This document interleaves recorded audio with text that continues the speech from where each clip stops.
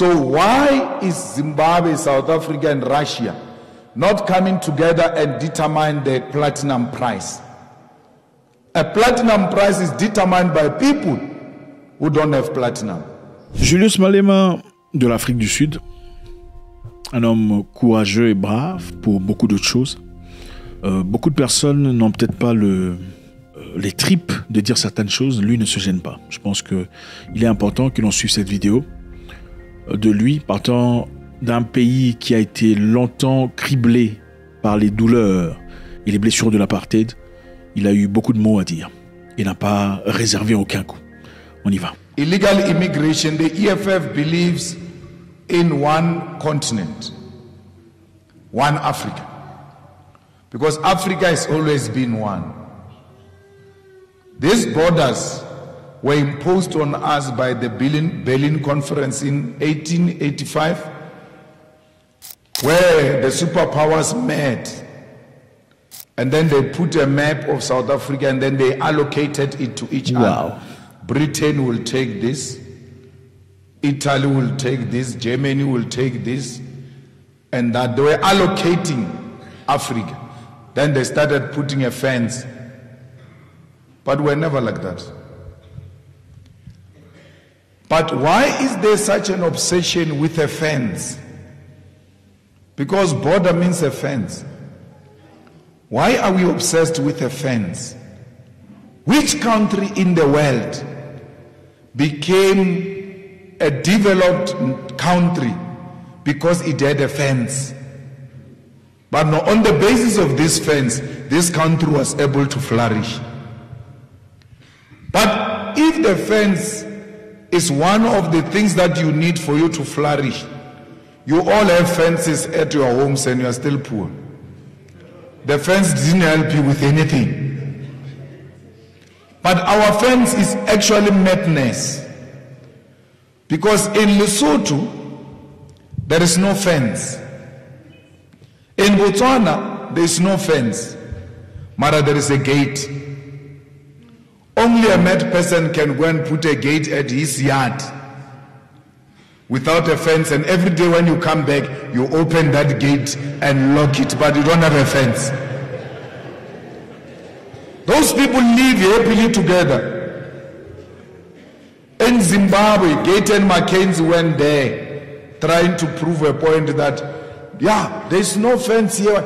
He was not saying something new to us. We knew there was no fence. Je vous rappelle que Julius Malema faisait partie de l'ANC, qui est le parti politique de Nelson Mandela. Il a progressé, a fait ses débuts, a beaucoup évolué à côté de maman Winnie Mandela, auprès de laquelle il a eu beaucoup d'inspiration et beaucoup de motivation.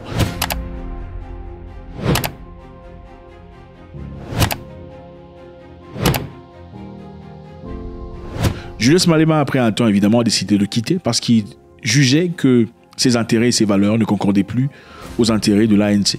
Il a ainsi fondé l'IFF, qui est l'Economical Freedom Fighter, plus dirigé à la liberté financière, c'est-à-dire il disait que autant on peut dire que nous sommes libres aujourd'hui en tant qu'Africains, nous ne sommes pas vraiment libres parce que l'économie sud-africaine est toujours gérée par la population caucasienne. Donc il est important, impérieux que l'on récupère les terres et aussi une grande partie de l'économie qui est encore entre les mains des étrangers, d'après lui. There's no fence. So anyone who brings drugs in South Africa or brings illegal weapons in South Africa, his nationality is not relevant, is a criminal and must be dealt with as a criminal, not on the basis of which country he comes from. No one must bring guns into South Africa. So we're going to stop this Mozambicans and stop this Nigerians, stop this. So because they are the ones who bring drugs and guns. South Africans are going to fetch, they will leave and go there to fetch them and bring them here. Because now we say our borders are secured, they will go fetch them, come back because they are South Africans. And we will not have a problem with South Africans who are selling drugs and guns and prostitution. We have to have a problem with crime and not with nationality. A criminal Nigerian who poses threat to life of South Africans must be dropped. We don't care whether you are Nigerian or Zimbabwean or South African. You bring drugs into our country, you shall be dealt with. Our problem is resolving drugs, and we can resolve drugs by uniting the whole continent. Can you imagine, Yusuf, if there was no fence and all these restrictions, those cars that get stolen into Mozambique will with ease go and check those cars and bring them here. They are able to steal and hide in other countries because of these borders. They use the borders to commit crime. They take from us, go and hide the other side. Without a fence, police will chase you from here. When you cross the border, they follow you to that side. There is no border in Europe. No border in Europe. So why do they want borders for us and they don't want borders for themselves? There is free movement in Europe. They go anywhere. You can wake up, eat breakfast in Italy, have lunch in Germany, and then sleep in Paris without anyone asking you for a document. No one. Even you, once you get a Shanghai visa, free movement. Why? They made trade easily. They made movement of goods and people easily. They trade amongst themselves. Why can't we do that as Africans? We've got high unemployment now, including high unemployment of teachers. I was shocked that there's even unemployment of doctors. You go to school for 7 years, and then we complain at the same time in our hospitals we don't have doctors, but they are unemployed doctors. But these doctors were not supposed to march. They were supposed to just get a transport and go to the nearest country. Their skill will be welcomed in those many other countries.